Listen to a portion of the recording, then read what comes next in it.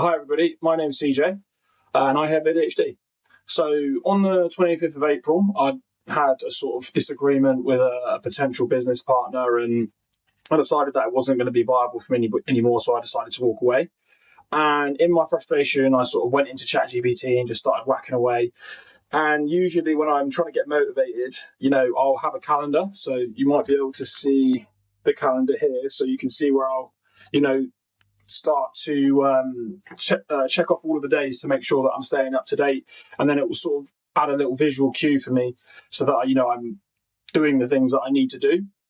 And I said to myself, I've been working a lot with freelancers and stuff on Upwork. So I decided to put out a 90-day calendar sprint on Upwork.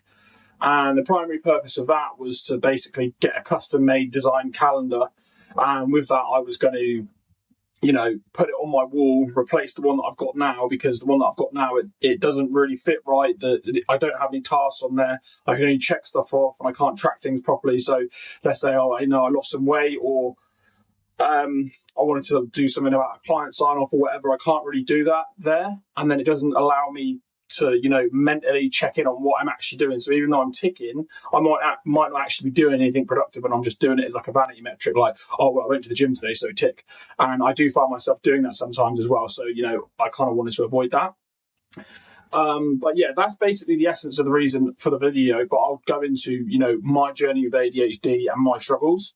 So, I'm not sure if this is going to be a, story that resonates with anybody, but for me personally, I was always, a very, not necessarily say loud, but a very curious, a very active, hyperactive child.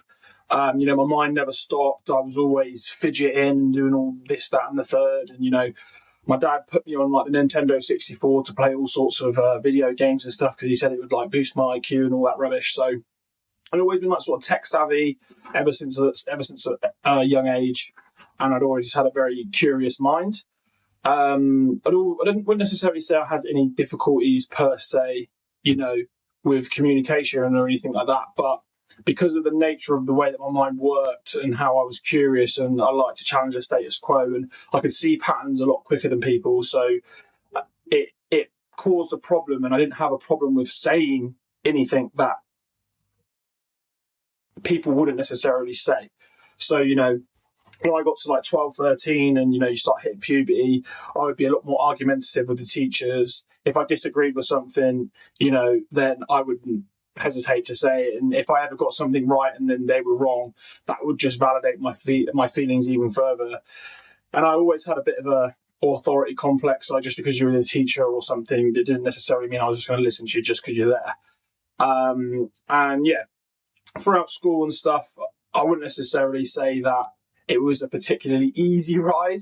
I was short, fat, had a squeaky voice and stuff. So, I always felt compelled to be the class clown. There might have been, some sort of inferiority complex there or something like that. I'm not going to go into the depths of, a psychoanalysis of when I was a teenager, because I can barely remember it. I can only remember fragments. But that's a lot. I can remember a lot of it, but I don't really want to go into it. So, yeah. Had a lot of struggles and stuff growing up, and then those sort of conflicts and stuff started traveling when you start to look into sort of abandonment issues that I had when I was younger, because my mum and dad split up when they were young, when I was younger. So obviously that always haunted me, and I remember the actual day when I left as well with my sister and my mother. So that was always very tough on me, and then seeing sort of other kids have their nuclear family intact. I wasn't necessarily jealous, but I always used to wonder, like, why is my dad there, and why doesn't he want to be around, and all that sort of rubbish. So it was one of those ones where if I rebelled, I would get attention, and then if I did well, then that was kind of expected. Do you know what I mean? So there was no sort of reward loop or feedback loop for positive productivity, so to speak. And then, I was always getting told in, I can't remember what they're called, the teacher things where they, talk to you about being a kid or whatever in school and how they're getting on and all that rubbish. I basically was always, he's really gifted, he's really smart, but he just doesn't pay attention. He never focuses. He's always distracting his classmates. He's really impeding them, blah, blah, blah, blah, blah. And because my mind was always going really fast and I could usually do a lot of the stuff in my head, I didn't ever really focus. And then all I would do is I'd just go home and play on the Xbox when that came out. So, I was very interested in the things I liked and very disinterested in the things I didn't like. And then obviously that caused a massive problem because obviously, you know, I wasn't very disciplined when it came to schoolwork. And then obviously that sort of just caused its own problems and stuff. So I went to I did A levels. You know, I think the first one I went to, I had some racial issues at one of them, and they were just not my kind of people. And you know, I didn't really want to be there, and it was just a really awful experience. Like, I'm not going to like sit here and cry about it, but they were just not my sort of people. And I was like doing stuff I didn't like, and I just didn't see the point in it. And everyone's like, "Oh, going to these unis and going to that uni," and all I wanted to do was just do business because I had all these ideas. I was always like doing something, you know, I was always selling sweets in school or trying to look for the next hustle or whatever. And I started making music at like 16, 17 as well. So when I turned to 18, I started selling tickets for events and stuff. So I was never really interested in going to uni. It was only like my parents wanted me to go to be better than them, that sort of bollocks. So I think I went to another one, messed up there because I turned 18 and started going out, so I was never in. And then I obviously realised I had to sort of like pull my finger out if I wanted to go. And I only ever really wanted to go when I went to Rock City in Nottingham, and I thought to myself, "Oh my god, I need to get myself to uni." So I obviously started doing really well. And then I think like in some of I did like chemistry, biology, business, and something else I can't remember. And look, cut long story short, you know, I've got a lot of good results. Like I think I got like in the 99th percentile for one of my exams, and then the other one I got like a 40. So I got like a B. And I think the way the ACAS points were split, or whatever you call them, the UCAS points, sorry, it was like I'd done too badly at AS, and then I just had a really thin margin for error to get, so I couldn't even really mathematically get an A. It was really weird. And then, you know, I had like 90+% on all my science courseworks and stuff, and then just like flopped in the exams. And I think that was the year that a lot of people did flop as well, to be fair. But that's irrelevant. So I ended up getting to uni anyway. And then obviously I was really upset because I felt like I'd actually put more effort in than I'd ever put into something, and I just didn't really get the results for it. Especially, you know, seeing as how all of the stuff that I'd done at A2 was all, you know, 90% plus. And my teachers were all really shocked as well. They were like a bit flabbergasted at what happened to me as well. So I was really distraught about that. But I went to uni, didn't really give a shit. And then, you know, when I was in first year, I went out like 18 or 19 nights in a row. And I was just like to myself, you know, this is quality. And I think one of my friends said to me, "Oh, what happens if you if you test positive for ADHD, like it's a freaking STD, you get a free MacBook." So obviously I'd heard that and thought I could definitely blag that. So I'd gone in there, done the test, but I'd been out the night before and I'd drunk like a 75 of vodka or something. I was really hungover. I wasn't even going to go. And I went in there and I was still stinking of alcohol and stuff, and like rolled out of bed, and he looked visibly angry with me, and even commented on me, like basically saying I stunk of alcohol, like what was I playing at. He got paid obviously from BU because he come from like Warwick Uni or something, so he did a lot of tests and evaluations on me, and I think I realised like halfway through that I was doing an IQ test on one of them, and I thought, fucking hell, like, so then I kind of got a little bit peaked, so I started like concentrating a bit more. So I ended up doing like pretty well, you know, in the tests and stuff. And he kind of gave me like a disappointed look, like, you know, what are you playing at type thing. And I was like, did I do all right? He goes, "We did better than all right." And he said, like, you're excellent, but obviously there's some metrics that are lagging. And he showed me. And then obviously I was like, he said it's probably not helped by the fact that you're still half pissed or whatever, but he said you've got dyslexia and your symptoms are heavily associated with ADHD. And I was like, right then. So, you know, that kind of caused a massive kerfuffle in my life because it was, you know, it felt like I've been cheated, you know, out of what I could have been had somebody known earlier, or, you know, some of the teachers maybe picked up on the fact that like, I could spell and I could read. There was no real issue with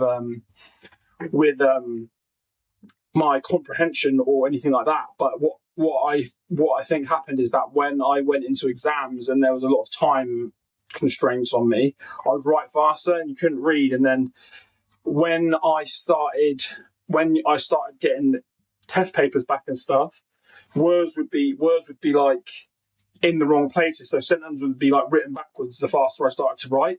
So even though I would say it in my head or I would write it, the idea would come to me that I needed to write out. It wouldn't always be, the way that I was thinking about it. And then I'd be thinking, I didn't write that, but it's quite clear, that was the issue.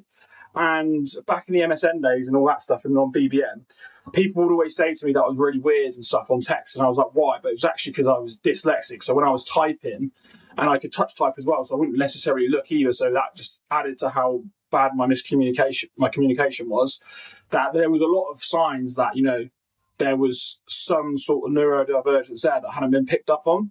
And obviously that was one of the things that crushed me, because I was thinking, I could have been at a much better uni. I could have been on a much better trajectory and all that sort of stuff, right? So it was really upsetting for me. And then obviously I put a lot of effort and time into researching what ADHD was, and like dyslexia and, anxiety, social anxiety, rumination, autism, Asperger's, like, am I a psychopath? Have I got narcissism? What's an ego and all this sort of stuff. So I went down a massive rabbit hole of, self-improvement and self-development. And I started getting really obsessed with habits because, when I learned that most of what you do is automatic, I realized, that if I didn't understand, I don't know if this is right, if I didn't understand what I was doing subconsciously, throughout the day, and I didn't set my base up for success, and it was never going to be success. I then ended up like DJing and running events and stuff, and then obviously just like that all went to pot because I was just drinking all the time and stuff, so I never really put that much energy into it after that. And then, I had a lot of struggles, basically. And one of the main reasons why I wanted to just come out here and openly speak about it is because I said I was going to do the video. I filmed the video, I cried a bit, and then it got deleted because it was like corrupted because I filmed it on Photo Booth, and then Photo Booth isn't supposed to handle, videos. So I'm thinking, like, why the hell have you even got it on Mac? Just another stupid developer thing, but I digress. So yeah, that was basically my life with ADHD, and I've always sort of struggled with procrastination and feeling isolated and anxiety. Well, I say anxiety, but not really that much anymore, if ever.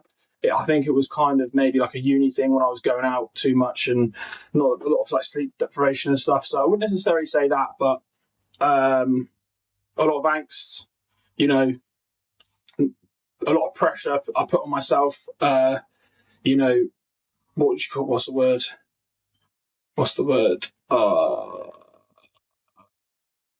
Low self-esteem, etc., etc. And then it just like causes lots of negative feedback loops and stuff. And obviously that's not, the most conductive thing when you're trying to do the best you want to do. And in this world today where, everything is tech-based and, Facebook and all of these other companies basically spend billions of pounds to keep you on there, because obviously the more you're on there, the more that people can advertise. I've got a marketing company and I use Facebook ads, TikTok ads, Google ads and stuff. So, the more eyes they have on these phones, the easier it is. It's easier for me to make money, right? And I'll give you an example. Over half term, a lot of the cost for results on Facebook just like tripled, quadrupled. I tested loads of different variables like CTAs, images, CTAs in images, ad copy on images, ad copy on the ad, targeting, timings with the ads and stuff, and it just didn't really change. So I just turned everything off, and then lo and behold, after everybody's back into their normal routine, they're back on their phones again at 8 to 9 o'clock at night. And then, they're filling in the form, and they're filling in the form in the morning because you've got some early risers. And then you've got people like on their phone at lunch and stuff. So, that's kind of what these platforms are meant to do. And I have started implementing some really cool, I say cool, they're just really basic, So I've got no apps on my phone. I only have my calendar on my phone, so I work from my calendar. Or I'll just work from ChatGPT, and then ChatGPT will just tell me what to do. I'll just log what I've done, and then I'll get a journal entry at night, and then I'll just fill out the journal entry with some little like hippie quotes and stuff. And I used Motion. People might be familiar with Motion. It's the AI scheduler, but I find that that's more cumbersome because I have to learn how to use it to then just put, do 10 ads, create ad copy, or set up email campaigns, or buy new domains for cold email or LinkedIn automation or whatever the hell I'm doing. And I'm just like, I know that. So once I know that, I'll just do it. I just want to check it off. Like, I don't need to know what to do. I just want to have it in front of me so I can just check it off. Do you know what I mean? So that personally works for me. So, when you look at neurodivergence, with respect to the calendar that I'm basically talking about, if you do time blocks, it limits the amount of time that you can do something, which adds artificial urgency, which obviously compels you to do something. If you expand the time horizon, which is actually what sort of ADHD is a problem with, it's I think it's your time perception or something. So things don't seem near or far. You just don't regulate them properly, which is obviously why you don't ever do anything when you've got ADHD, which is why you procrastinate a lot.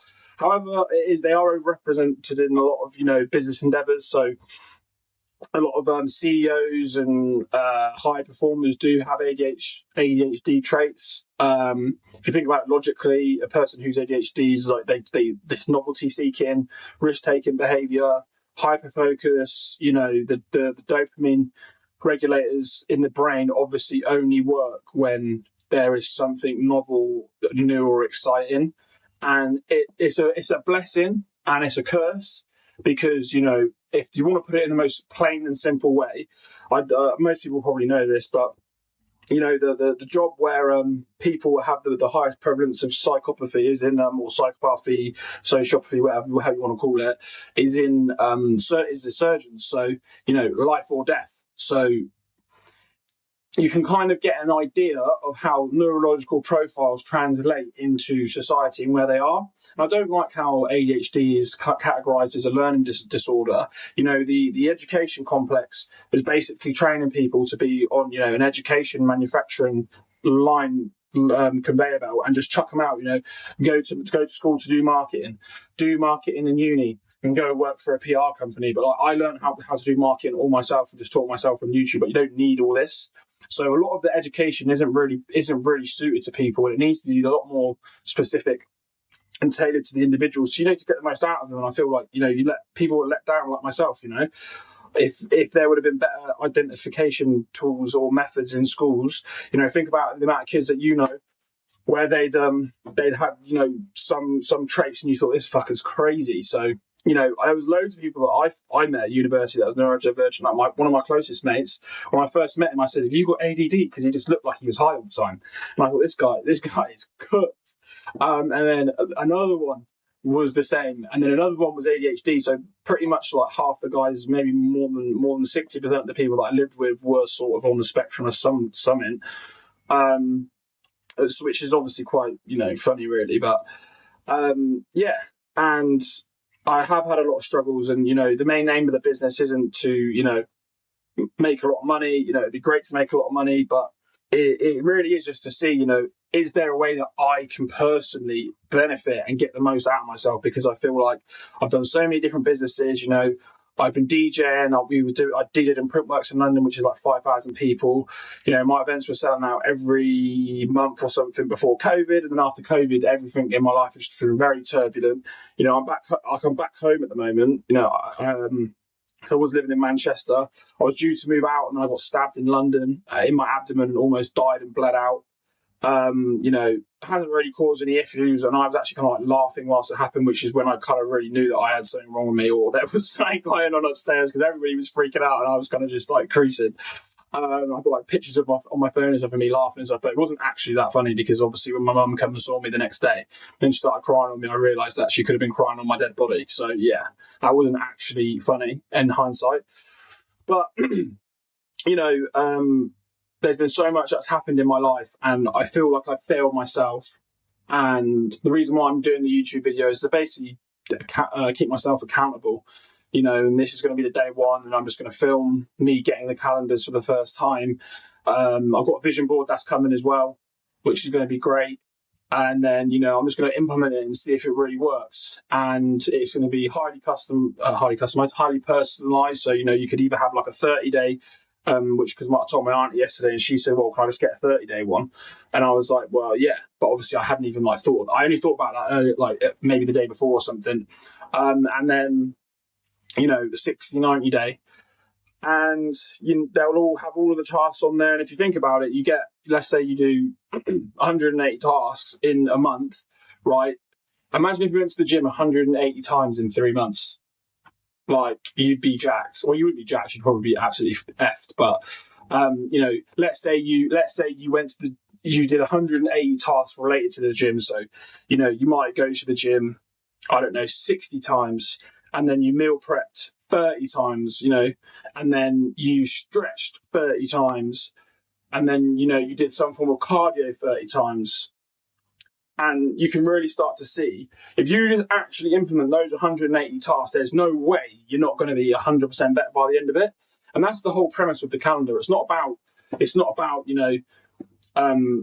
anything more than just doing these 3 things in a day. Like, if you can't even do that, then you need to ask yourself the question, like, what the hell are you doing with your life? Do you know what I mean? So that's basically the premise. And I'm trying to use myself as ground zero. And I could put some result. I asked some feedback of people, and they were saying, yeah, I want one myself. And that's the only reason why I'm even filming the bloody video, is because I told a few people about it, and they were like, yeah, sign me up. And I was thinking to myself in my head, I've never had an idea where I speak to a few people that I know might like it and I get such great feedback. So yeah, obviously I've given you a bit of insight into like who I am and why I want to do it. Long-term goals of it would be to like get an app maybe. I want to start some charities as well. So for single parent household children. So I'm not sure whether it'd be like boys and girls, or just like boys one and then a girls one. And the idea would be just to, help another kid who was like me when I was younger, so that they don't have to sort of feel the way that I felt, and go through life feeling so isolated and alone and, misunderstood and dejected by society. And I just don't want anyone to feel the way that I felt, because it's just not always been a very pleasant experience for me, this life. Whilst I have had an amazing time, I've got no complaints. That doesn't mean that it's not been hard, but life isn't meant to be easy, 100 years ago, 1,000 years ago, I might have been roaming around the Serengeti with a bloody spear trying to fight off hyenas and lions, and now I'm sat in a room and I can have food and walk whenever I want. So let's not make out like it's super difficult.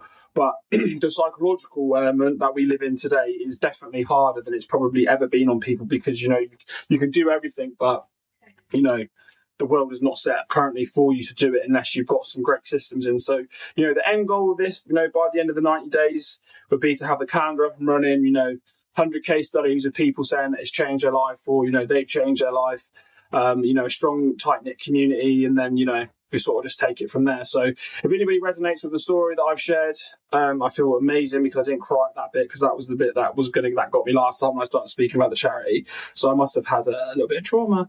So yeah, if anybody resonates, drop a comment. I'm going to put the drop form into the description, and some socials and stuff, where you can just keep up to date with the journey, as well as fill out the form. Let me know. I think it's got on there. Your name, your number, your location. No, I'm joking. Your age. No, it doesn't have your age. It has your name, your number, your email. Are you neurodivergent? What do you struggle with? What do you want to achieve? Do you supplement? Do you exercise?